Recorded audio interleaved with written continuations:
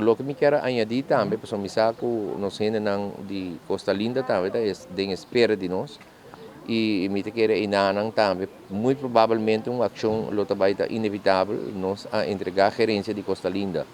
um contrato coletivo, mas que 3 anos passados, mas lamentavelmente nunca não assim tá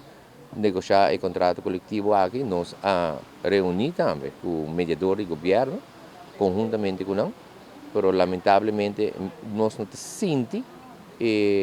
quando visa a willingness de parte da companhia para negociar um contrato coletivo para o departamento que nós representamos aí na Costa Linda. Pero me queda para pensar que está pendiente e que nós visa remodificar o contrato coletivo nós apresentamos na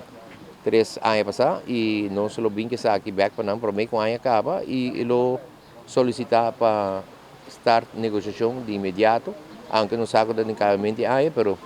se quer para nós começar com a negociação para começo de 2023.